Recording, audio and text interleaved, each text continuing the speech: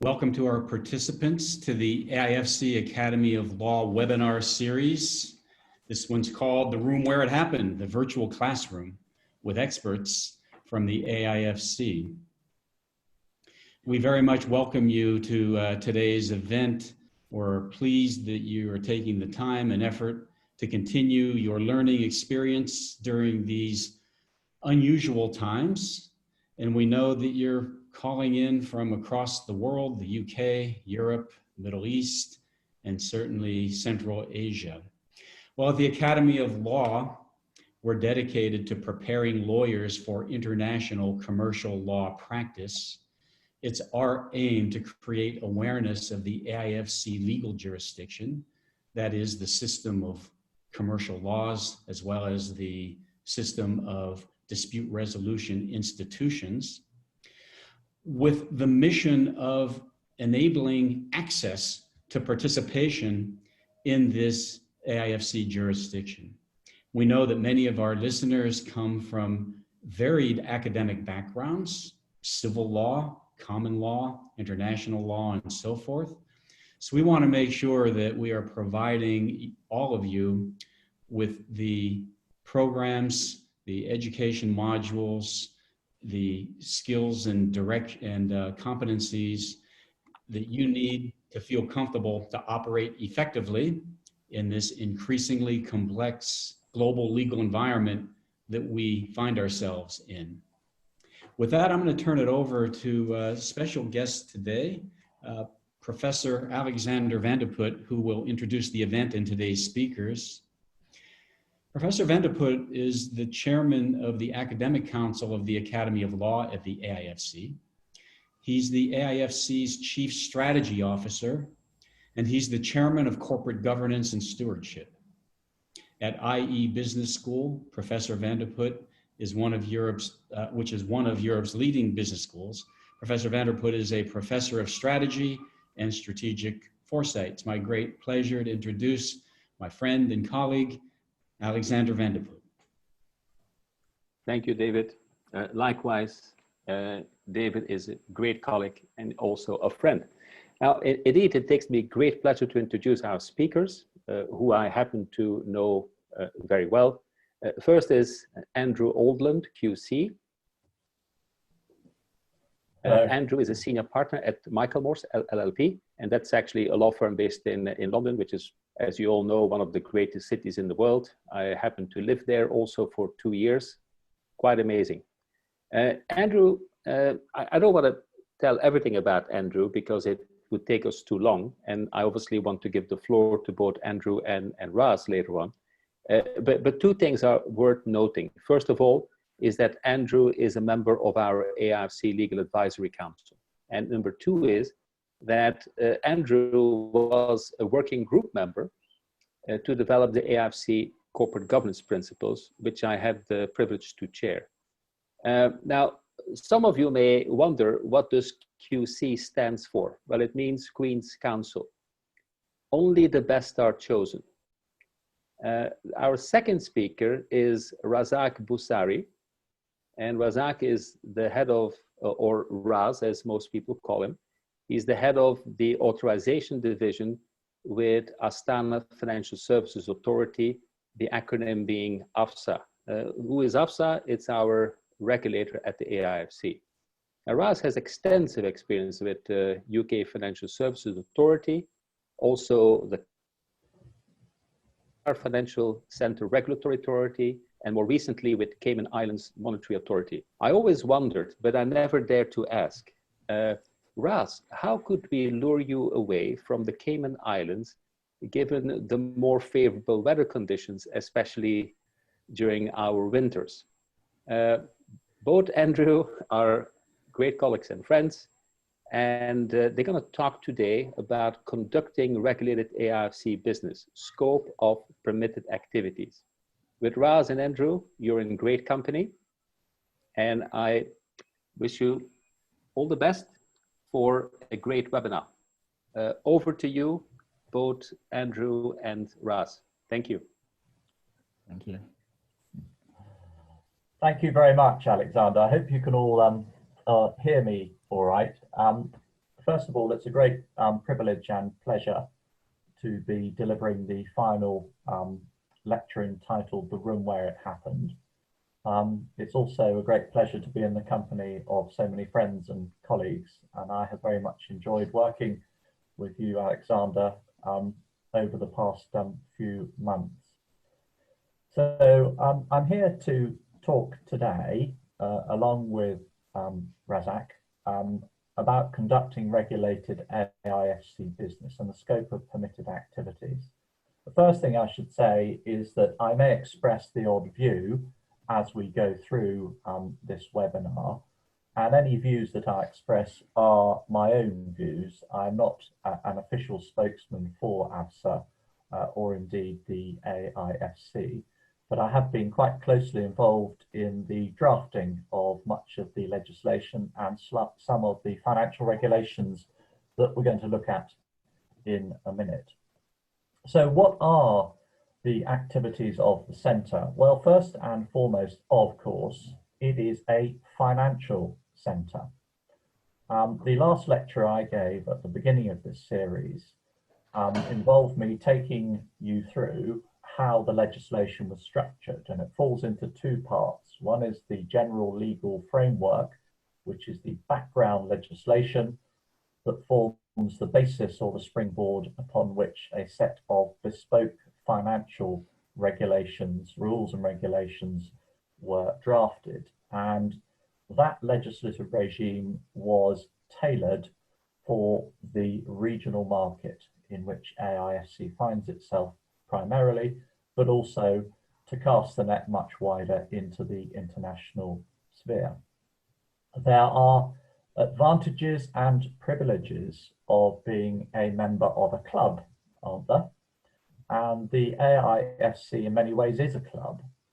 The advantages, many will see, are a modern system of governance focused on international best practice, the English common law and dispute resolution mechanisms, and various tax advantages available to members conducting certain types of activity. But with any privileges, and is common with any club, there are of course rules by which members must abide. Last week, Razak gave a very able and competent presentation where he explained the authorisation process, the nuts and bolts of the authorisation process. So if you're carrying out regulated activity, it explains how you apply to become authorised, how you're supervised, and then if necessary, how ABSA takes enforcement action. We're not going to go over that old ground. We're going to look at the type of activities that we anticipate will be carried out in the AIFC, and indeed are being carried out in the AIFC at the moment. So I'm just going to move on to the next slide, which sets out how we're going to structure the presentation. We're going to divide it into 4 parts, and you see the 4 parts set out there on the slide. At the end of each section, I'm going to pause and revert to Razak, who will then add his comments from ABSA's perspective, or certainly his perspective. So the first section that we're going to embark upon is what are the permitted activities. This is a slide that I put up in the first presentation that I gave you, and it sets out just in very broad terms the scheme of legislation that regulates financial services within the AIFC. You may recall that I explained the difference between regulations, which are a higher form of legislation and require approval by the governor, having been through a process of consultation and through the Legal Advisory Council before the governor approves the regulations for enactment.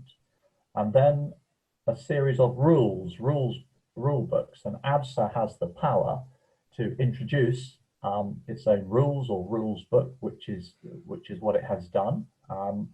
And so you see at the heart of it, the regulation, the Financial Service Framework Regulations marked in yellow, and leading off from those regulations are a whole set of rules that govern certain types of activity within the centre. Now, you will no doubt be familiar that if you are carrying on regulated activities, there is what's called a general prohibition against so doing unless you are appropriately approved or authorised. The general prohibition is set out within Regulation 24 of the Financial Services Framework Regulations. There's also a prohibition on financial promotions, that's Regulation 27, but ABSA has fairly extensive powers to waive those prohibitions in certain circumstances. And from time to time, as I understand it, ABSA does and has done that. So if you carry on, or you are carrying on regulated activities within the centre without authorisation, you fall foul of the general prohibition. So it's important to be authorised, and it's important to understand when you need to be authorised. So that involves looking at the activities that you're carrying out. Right, so next slide is entitled Licensed AIFC Participants. And what we've done here is we've broken down the participants into three groups. That there is another group that we'll come on to, a couple more groups we'll come on to in a moment. But these are the three main groups. Firms, market institutions, and what are called ancillary service providers. Authorised firms, or firms that require authorisation, are those firms that are carrying out certain types of defined activities. And you'll see them summarised there underneath GEN, that's the General Rules, Schedule 1.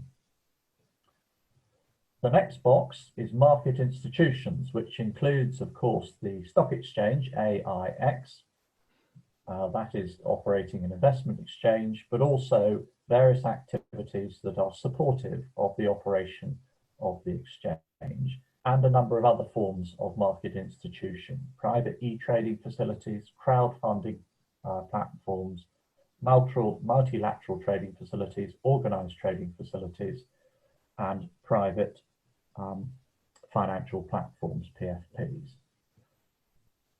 Ancillary service providers are essential to the efficient operation of any financial centre. They include the legal support, the audit and accountancy support, consultancy services, and credit rating services. But what I'm going to do now is I'm going to look a bit more closely at the first box, because that's the widest scope, if you like, and likely to be of most relevance to people under firms conducting regulated activities. Now let's just have a look at these. At the moment, there are 27 such activities listed in Schedule 1 to the General Rules, GEN. That's where you will find these set out. And if you are considering or wondering whether or not you fall within those activities, it's well worth looking at the schedule itself, because each of these activities are further defined within the schedule. The left hand of the two boxes essentially is the operation of capital markets and asset management activities. And many of you who are familiar with financial services will recognise these activities. They are activities that are widely defined within the regulatory concept across the globe. On the right hand side, you'll see set out activities that include banking, insurance, and Islamic finance. One of the key things that I have to advise on in practice is whether or not a particular company falls to be regulated, whether an activity that it's considering carrying out falls to be regulated. And certainly in the UK, we have something called PERG, the Perimeter Guidance, which sets out the perimeter by way of guidance of what the FCA in the UK considers to be regulated or not regulated activities. There is provision under Regulation 6 of the Financial Service Framework Regulations for AIFC to produce guidance, and although AIFC has some guidance at present, we anticipate that further guidance may follow in due course.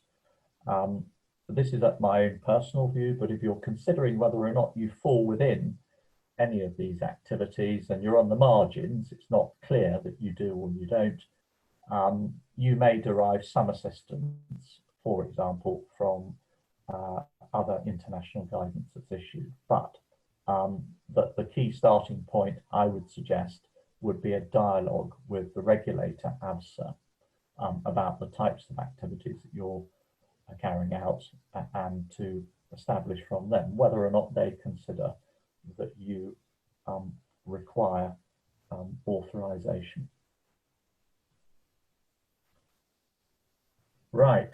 I'm going to switch back. I'm just going to hand over to Raz at this point and ask for his views and comments. Yeah, thank you, Andrew. You're spot on in terms of the fact that we do not have full-blown perimeter guidance, as you know, the FCA has. So there's nothing like PERG, but what we do have is some document on our website that does provide guidance as to what the various regulated activities are. And we do meet with law firms and various other ancillary providers and firms where we discuss exactly what they want to do and then use that to map it to a various regulated activity. And within the regulated activities application form, there is a section where we ask for process flows and a flow diagram to help us map out exactly what regulated activity is being conducted. Because what we do find is sometimes, obviously the businesses have a clear idea of what they want to do, but they do struggle mapping it to a regulated activity.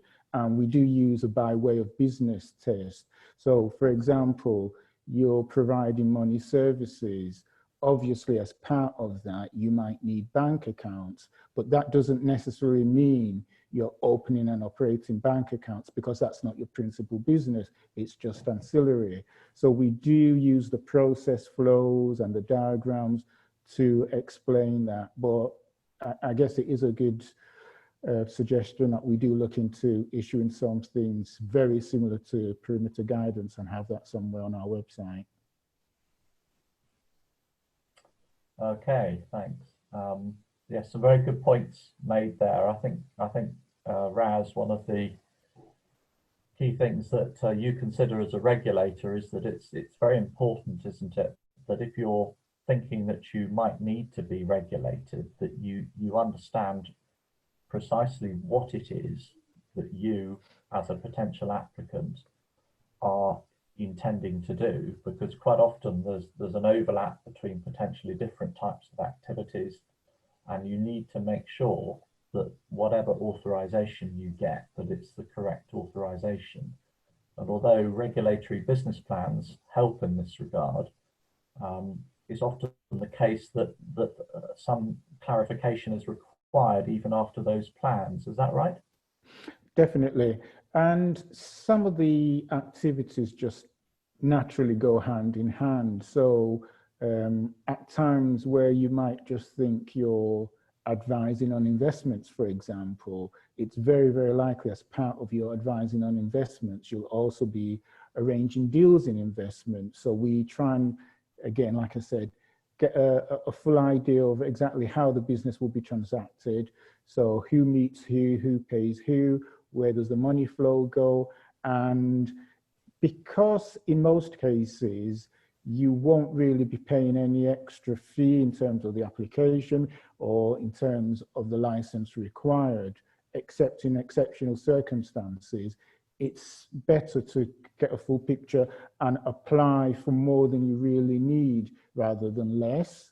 So for example, we would always say, if you're advising on investments, also apply for arranging deals in investments too, so you don't get caught out just in case you have to arrange deals as part of your business. Good, thank you. We're now going to move on to the second section, which is recognition and authorization.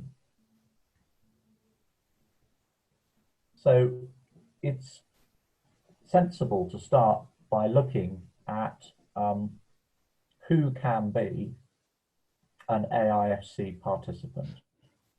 The first thing is that AIFC participants, as you can see, set out under Article 1, subsection 5 of the Constitutional Statute, need to be legal entities. So natural persons, that's individuals, cannot be AIFC participants.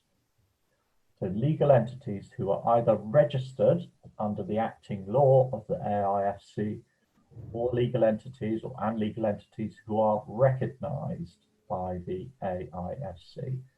And I'll come on to branches in a little bit more detail in a second, but branches of legal entities recognised by AIFC can become participants, and we'll have a little look at that in a moment.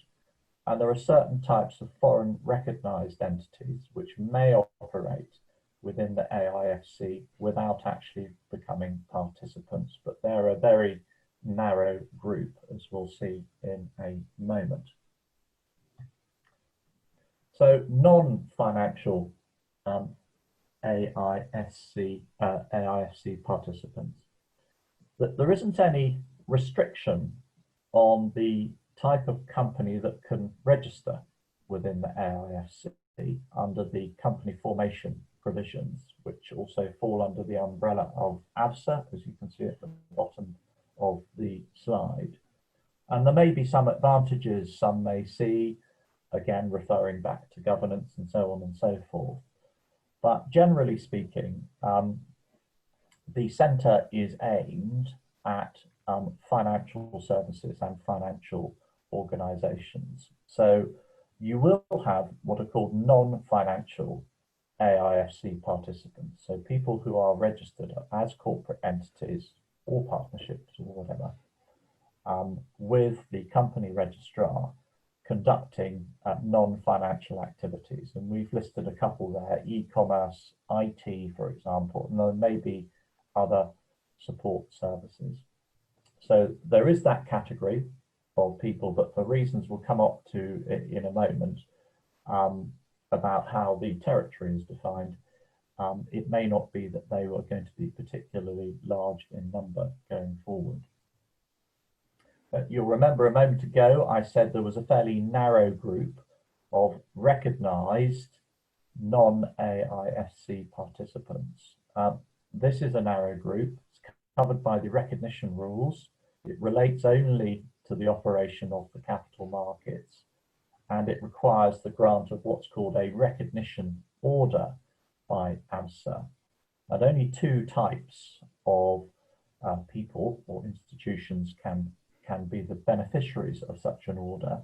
The first are certain types of market institutions, investment exchanges and clearing houses, that's section regulation 89 of the FSFR, and members, certain types of members, and they can actually be individuals such as traders and brokers who fall within a certain category, and that's regulation 91 of the regulations.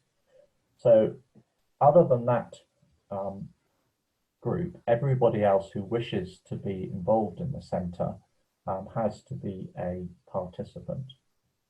But there are some important advantages to those who are already authorised in other jurisdictions. But there isn't a passporting regime as such into the AIFC, at the moment, and we may talk about the future in a few slides down the line. So firms authorized by financial regulators in other jurisdictions are required to seek authorization from AIFC if they are conducting any of those regulated activities that we set out to you before within the AIFC, in order to ensure that it can supervise those entities appropriately. AIFC requires some limited presence within the AIFC territory by way of a branch, and such branches must be registered with AIFC. However, the AIFC can have regard to the firm's existing authorized status overseas or within the Republic of Kazakhstan, and in its discretion waive certain requirements. Importantly, perhaps, for example, capital requirements that otherwise would be needed under the threshold conditions. So although there isn't a process that enables you, like passporting, almost as of right, if you are authorized elsewhere to come into the AIFC, there is a way in which AIFC can use its regulatory discretion in order to recognize your existing status in relaxing some of the threshold conditions for you. And that will be done very much on a case-by-case basis, looking at the overseas regulator concerned and the entity, the applicant concerned. Before I hand over to Raz, again, to comment on that, I'm just going to cover one other aspect which is important. You'll remember earlier on in the talk that I said that offering financial promotions is a prohibited activity under Regulation 27 of the FSSR. So offering your products, coming into the AIFC and offering your financial products and promoting them is itself an activity that is prohibited unless you are authorized. Number 16 of that list of activities you saw on the earlier slide is the operation of a representative office. So the rep office rules. A rep office must be licensed by AIFC. It must have a head office authorized by a foreign financial regulator.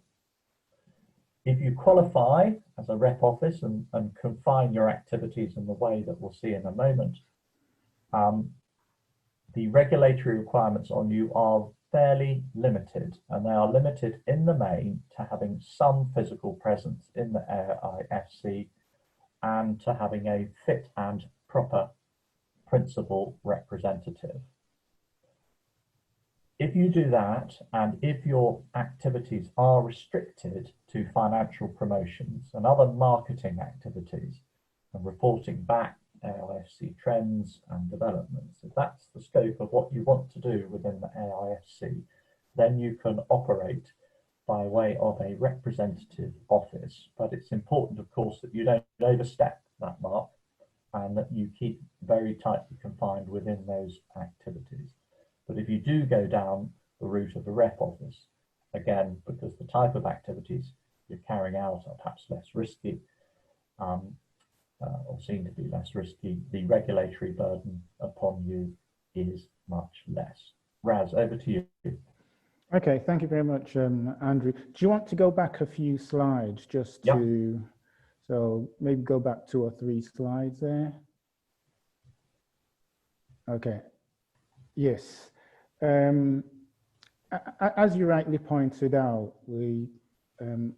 organizations will need to be authorized by us, and as part of that process, they have to seek registration, i.e. either be incorporated or registered as a branch. Now, we refer to branches as recognized companies, and the reason why we refer to them as recognized companies is we're saying we recognize the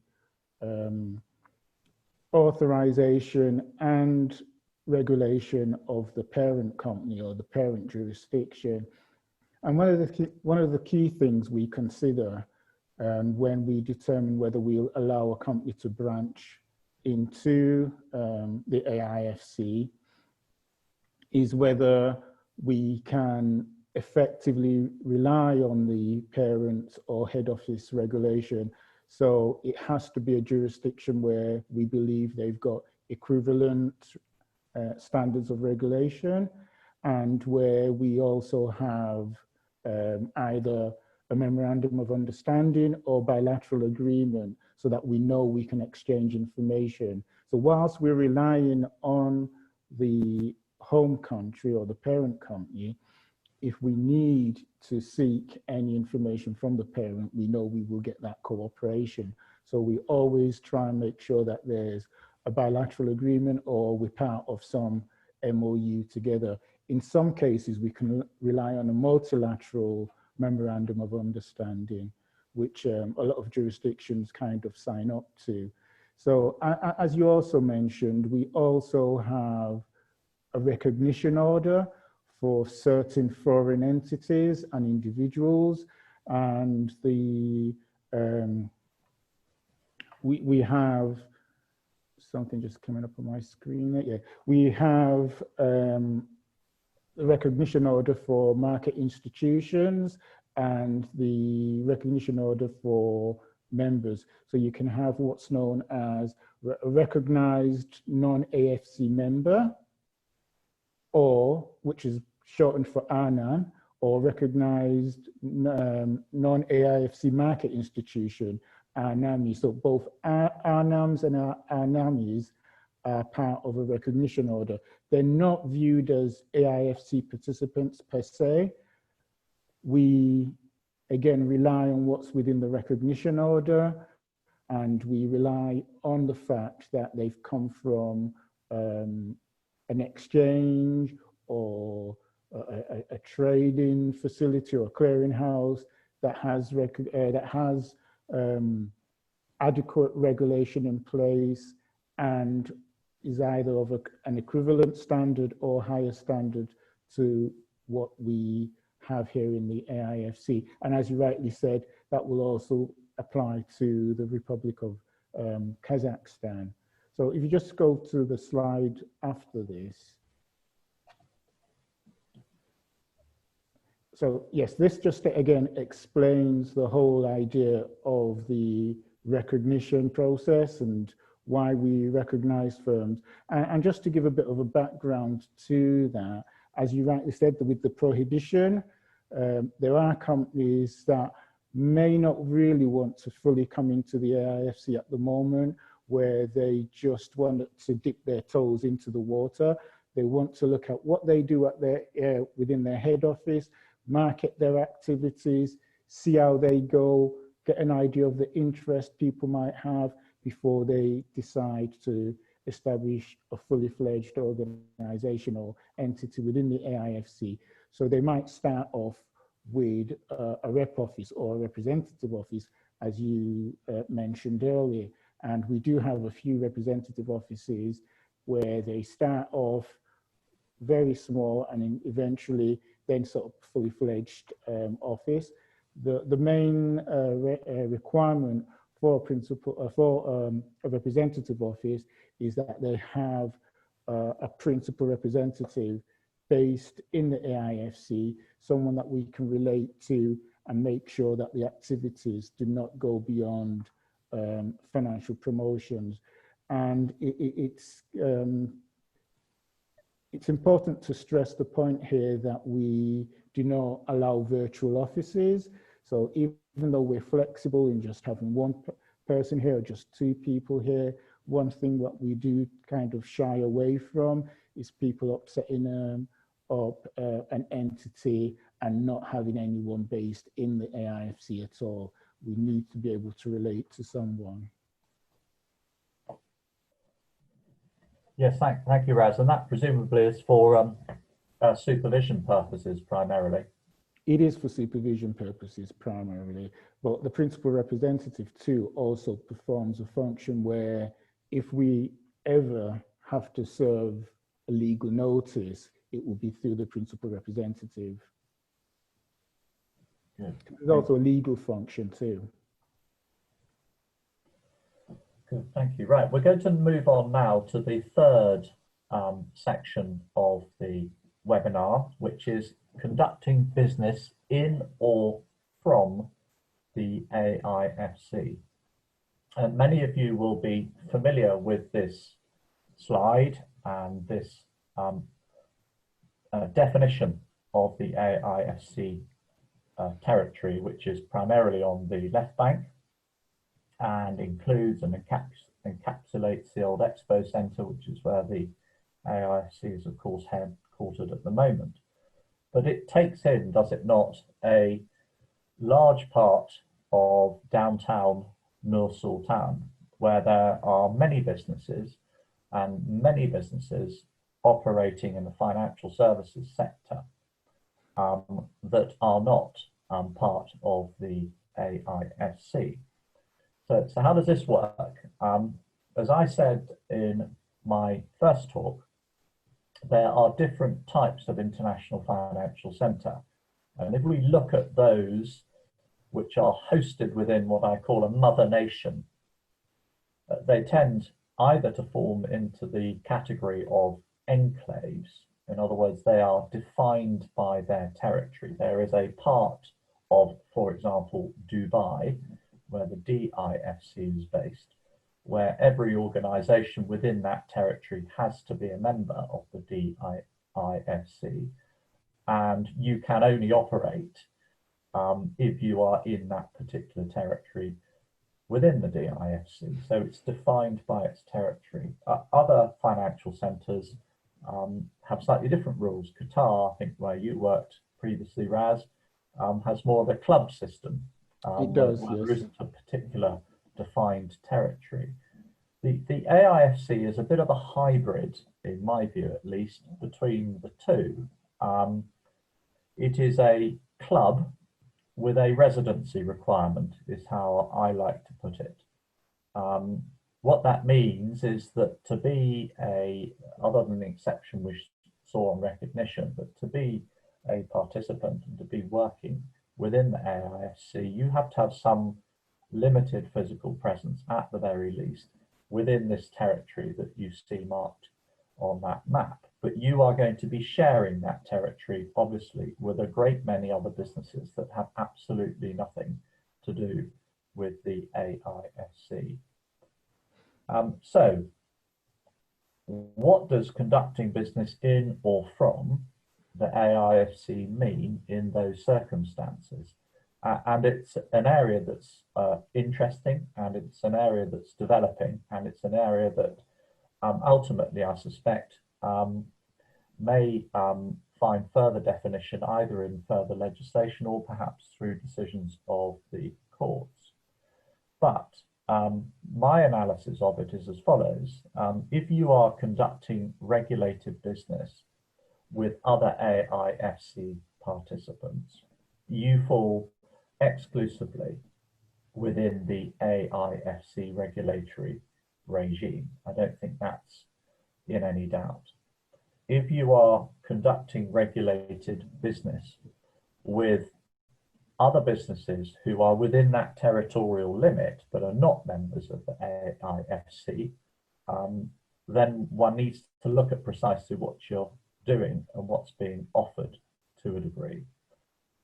If you are conducting business in Greater Kazakhstan, for example, in Almaty, again, you have to look at precisely what you are doing in order to work out whether or not you are going to need dual authorization from both the AIFC and the local regulator.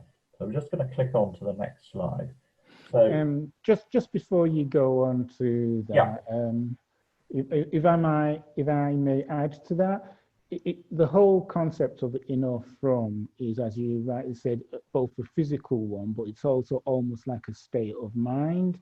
So it's where's the body and mind of the main entity. So is it really within the AIFC or is it somewhere else? And where's the business booked? So giving your example of Almaty, you can conduct the business in Almaty itself, but if the business is actually booked in the AIFC, it still comes under our definition of from the AIFC. So it's almost like a physical and spiritual thing. Where's the body and mind of this organization? Where's the business booked? But you still have that flexibility to do it outside a physical building or physical area, as long as the business is booked in the AIFC and the mind and management of the organization is within the AIFC. Yeah, very, very important point that, and we're looking at it, I think, in just a moment as well. But the important thing is the AIFC rules and regulations do not prevent AIFC entities from operating outside the AIFC, including within the Republic of Kazakhstan. Whether dual regulation for financial services activities is required will be a question of fact and degree. Factors likely to be important are just being touched on by Raz in this regard, but they will certainly include the extent of the activities and the presence in the other jurisdiction. So, for example, if you were an AIFC participant who chose to set up a branch in Almaty, in those circumstances, that is a substantial presence within the Republic of Kazakhstan. And in those circumstances, you would undoubtedly, at least in my view, require dual authorization from both regulators. However, if you did not set up a branch in Almaty and you were simply receiving business that was coming to you in the AIFC in Nur Sultan, coming to you in that way without you going out and projecting yourself and marketing it properly, then in those circumstances, it's less likely that you would require dual regulation. But it's a difficult area and it's very fact sensitive. And it's not an uncommon problem that we see with regulators across the world. In the UK, for example, if you're a Brazilian financial services company and you're not authorized within the EU and you are soliciting business from UK retail customers, you could fall foul of the UK regulatory regime. It's all a question of how you do it and where you're based and what your customers, how they found you, basically. So whether the business is booked in the AIFC is going to be important on this as well, and whether it's governed perhaps by AIFC law may also be an important factor.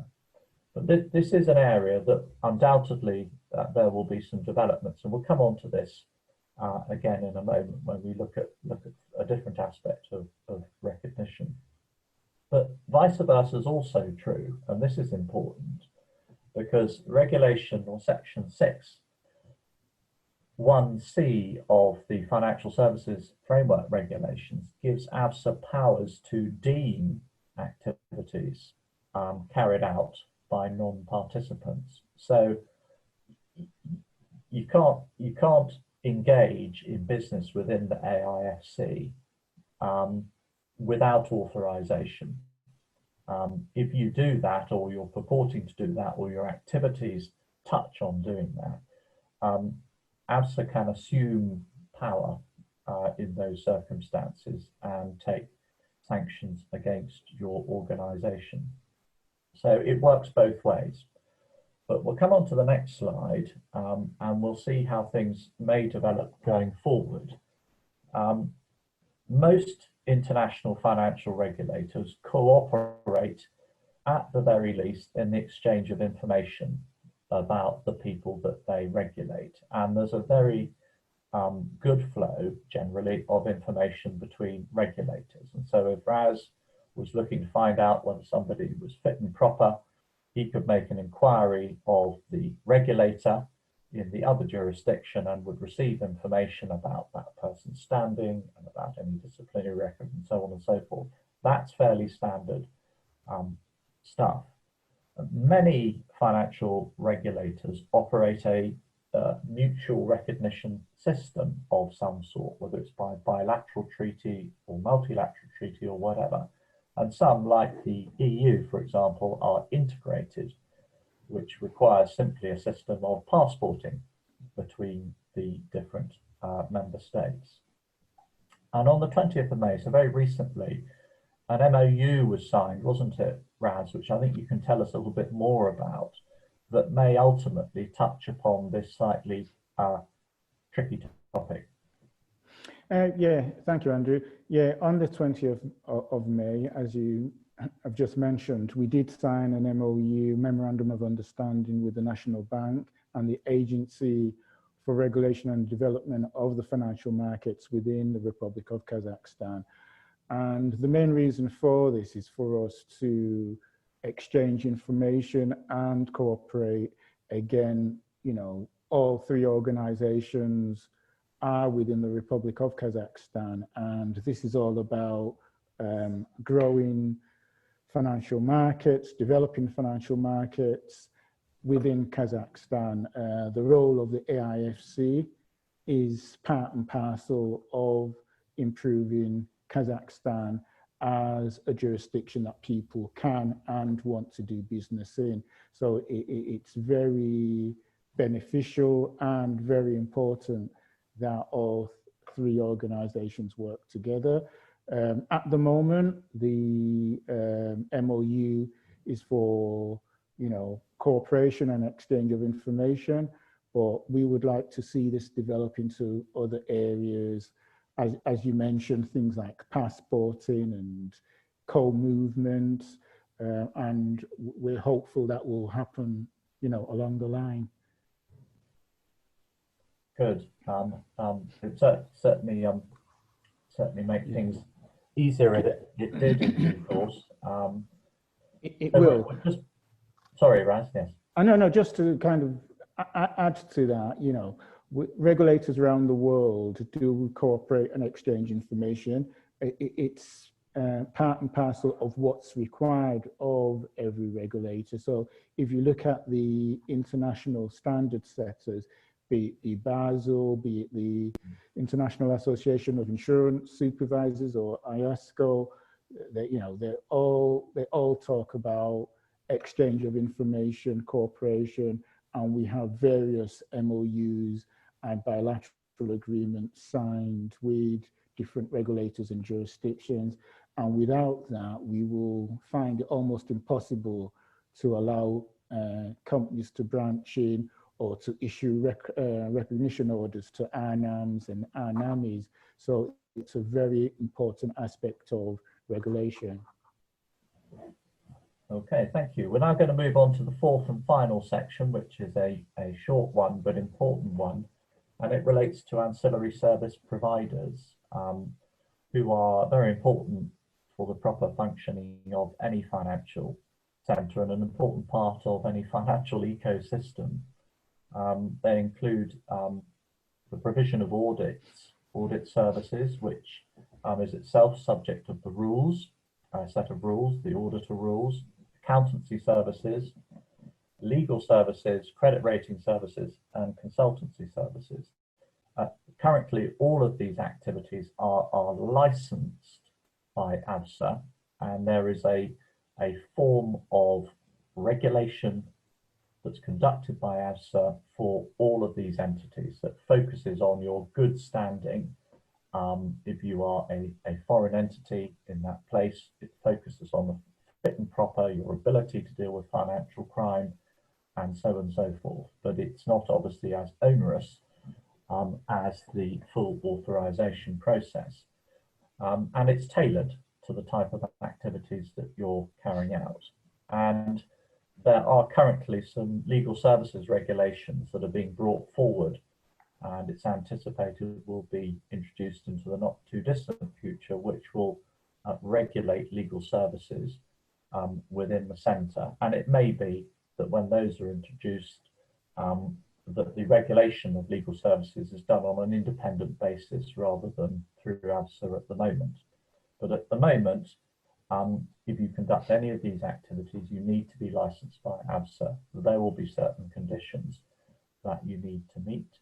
And the same issues that have popped up about conducting business in or from the AIFC will crop up for you as an ancillary service provider. So it's an important point to be alive to. Raz, is there anything you would like to add on that section? Yes, thank you, Andrew. It's safe to say that ancillary service providers provide a very, very important service within the whole ecosystem. And when companies look at a jurisdiction to come to and where to do business, not only do they look at all the great things you've discussed in the past, like the availability of arbitration services, you know, well-established English common law, the taxation, the quality of the regulation. They also look at the quality and provision of various ancillary service providers. So would I have the kind of auditors I need? Would I have access to the kind of legal services that I might need and consultants that I need? And how is financial services developed within that jurisdiction? So they play a key role. And I think it's also safe to say that very similar to the way we authorize these companies, they also need to be registered and incorporated with the Office of the Registrar. So, and certain one of these ancillary service providers may also fall under what we call designated non-financial professional bodies, and they will also be subject to our AML rules. So if you're providing audit services, providing accountancy services and legal services, you'll also have to take into consideration the various AML rules as a designated non-professional body and appoint an MLRO, whereas providing credit rating services and providing consultancy services, you don't necessarily need the MLRO or money laundering reporting officer. So as well as being ancillary service providers, there's certain provisions that kick in under the AML laws for certain ancillary service providers that fall under our definition of a relevant person for AML rules. Yes, thanks for pointing that out. It's very important. Right, we have reached the end of our webinar and can now take questions, which I understand are going to be fielded to us either by David or Almas. Thank you very much, Andrew and Razak. Incredibly interesting and relevant information for AIFC practitioners. We really appreciate it. I'm going to turn it over to my colleague Almas, who has been collecting questions coming in through the chat function on your screen. And I would urge all of you, if you have any questions, to go ahead and submit your questions, and Almas will call on you one at a time. Almas, please. Yes, thank you. Thank you, dear guest, for your questions. I have received like several. First question is from Mardan Aytambet from CLP Group. His question is, given the situation with the global pandemic, are there any additional waivers or exceptions for the regulations or authorizations? One for you, Raz.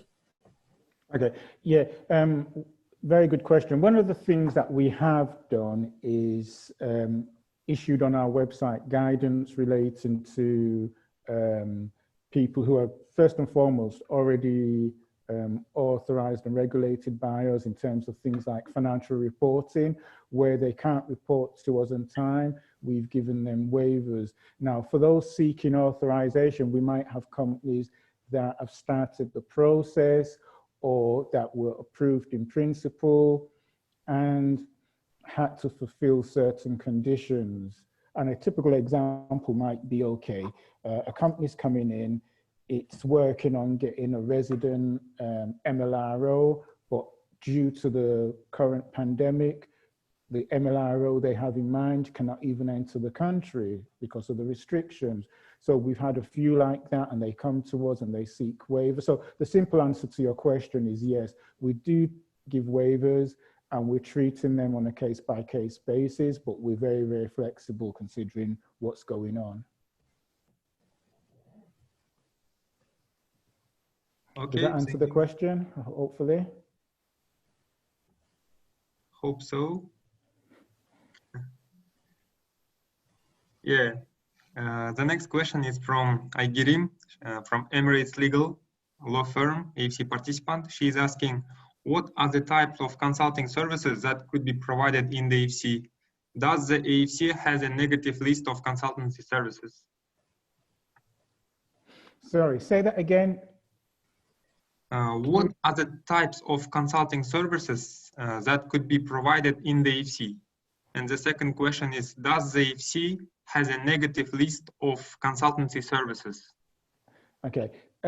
Yeah, there's a wide range of consulting services. So consulting services relating to compliance, AML, human resources, project management, recruitment, and HR. In fact, late last year, we issued some guidance as to the definition of consulting services. We felt that the current definition of consulting services within the general rules was quite wide, and you could consult on almost anything. You could consult on yoga, you could consult on nutrition. Does that mean we allow you to come into the AIFC? Well, no. There has to be a nexus to financial services.